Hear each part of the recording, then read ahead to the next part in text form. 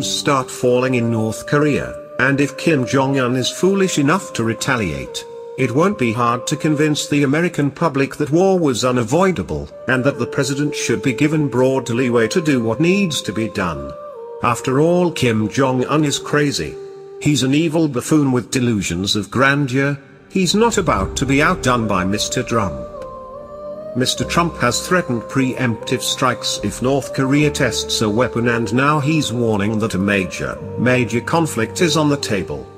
Considering the fact that this comes right after Trump just bombed the Syrian government, effectively strengthening ISIS, while simultaneously reducing strikes against ISIS dramatically, and has hamstrung efforts to initiate an impartial investigation, one would be advised to take the official account of what goes wrong, when this goes wrong, with a grain of salt. In geopolitics, and especially when dealing with countries that you are technically still at war with, credible threats, combined with shows of force, are irresponsible provocations that can easily spin out of control. Both sides are off the rails, which isn't all that surprising if you really think about it. Kim Jong-un and Donald J. Trump are operating at roughly the same intellectual and emotional maturity level. Their psychology is remarkably similar. They're both thin-skinned, manicured bullies, who mask their insecurities with pretense and bluster, tiny minds who make themselves feel bigger by putting others down. And here they are playing chicken with the nuclear trigger, like they're auditioning for a part in an Idiocracy prequel, or Team America Part 2. Wars of aggression are always framed in terms of defense. Ideally, the enemy will be provoked or encouraged to cross a line, after which a demonization campaign will ensue. Look into the 8 action memo for how this was used in World War II. If the target doesn't take the bait, an attack can be simulated, or conjured up out of this air. The Reichstag fire has served as a historical template. The psychology is more divisive in recent examples. North Korea's motivation for developing a nuclear capability is precisely the same as every other nation that has sought such weaponry, as a deterrent.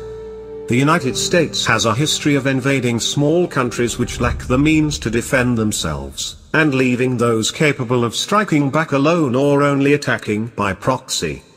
Washington also has a history of targeting countries that are sitting on strategic resources or transport routes, on which attempt to mount any form of economic resistance. Trump has openly endorsed this practice, by the way, which is a break from the typical propaganda cover that is usually employed. Of course, presenting it to the public in those terms isn't an option. Wars of aggression must be framed with as defense, provocations as diplomacy, and the target as a supervillain whose only motive is death and destruction. Were you aware that it was recently discovered that North Korea is sitting on the world's largest deposit of rare earth metals? In fact, their deposit is twice as large as the world's total known reserves prior to this discovery. This find is estimated to be worth trillions of dollars. That's trillions with a T. Rare earth metals are essential in the manufacture of modern electronics, which makes it a matter of strategic importance, and China currently has a monopoly on global production. In the context of an escalation in the South China or the East China Seas, this would be a significant vulnerability for the West. Afghanistan also just happens to be sitting on a massive deposit of these metals. This deposit is also valued in the trillions. Funny. The US is now ratcheting up the war on that front simultaneously. The new narrative is also revealing: Russia is being accused of backing the Taliban by proxy.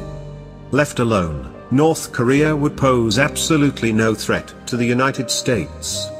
The country is impoverished, isolated, and technologically backward. It has nothing to gain from initiating an attack, and everything to lose. Trouble is, they haven't been left alone. For years the US and South Korean militaries have been carrying out drills explicitly designed to send the message that Pyongyang is in the crosshairs, and that preemptive nuclear strikes are on the table. These provocations were ongoing under Obama, and have dramatically escalated under Trump. The US has also held North Korea under aggressive and ever-tightening sanctions which have brought the country to the brink of humanitarian crisis numerous times. In 2013, new sanctions cut North Korea off from the global financial system. In March of 2016 they banned its exports of gold, vanadium, titanium and rare earth metals. The rare earth metals part is important. Remember, China already has a stranglehold on the rare earth metal industry worldwide. If North Korea were allowed to exploit their deposit, global production would remain within China's sphere of influence. Sanctions prevent China from expanding its dominance in this area temporarily, but to block China on this front permanently would require regime change, which brings us full circle. Toppling Pyongyang, however, would be anything but straightforward. The idea that the US could launch surgical strikes then walk away is delusional. This would be a major war, and would destabilize the entire region. There is also a significant risk that attacking North Korea's nuclear facilities would trigger a meltdown, releasing tons of radioactive material into the atmosphere. Decapitating the North Korean regime would be an indirect attack on China.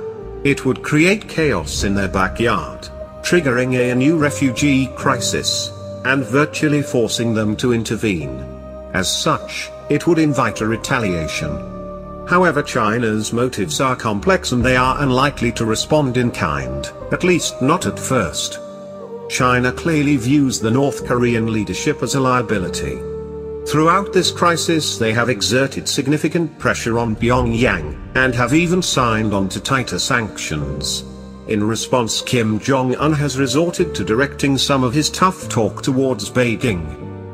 It would be naive to think that China is throwing little Kim under the bus just to appease the West. In fact, one could make the case that the Chinese leadership is letting Washington play the bad cop, and that they have a strategy that accounts for regime change. If Washington does attack, the gambit would likely backfire, much like the 2014 coup in Ukraine, and China could end up consolidating influence on the peninsula rather than losing it. However, with nuclear weaponry in play, and the potential for a radioactive disaster on their border, this is not a dice that China wants to see rolled. Both China and Russia have warned the US against strikes. They have also proposed a diplomatic solution to the crisis. North Korea would suspend nuclear testing if the US and South Korea stop the drills. Instead of responding diplomatically, Trump upped the ante by deploying the THAAD missile defense system to South Korea, a move that both China and Russia interpret as a direct threat. Much like NATO deployments and missile defense installations in Eastern Europe, they view this as an attempt to tip the balance of mutually assured destruction, giving Washington the means of striking Russia and China preemptively and neutralizing counterattacks. Given the fact that the NDA of 2013 explicitly ordered the US military to develop the means of destroying China's underground tunnel systems using conventional or nuclear weaponry, this isn't paranoia. While this aggressive posture could be spun as strengthening America's position, in actuality, it forces both China and Russia to move their hands closer to the nuclear trigger. China and Russia do not want a hot war, and if at all possible, they intend to avoid it. They know that given enough time, the United States will implode of its own accord, and the global balance of power would recalibrate. Trouble is, the Washington establishment also knows this, and they have no intention of letting go without a fight. Their last, desperate gambit is World War. In preparation for that war, the US has been rigging the game board on multiple fronts in advance, positioning itself to control the world's most important geopolitical choke points, crushing rivals sitting on strategic resources and supply routes, and conditioning the American public to view the other side as the aggressor. However, if recent history serves as any indicator, this is not going to go according to plan.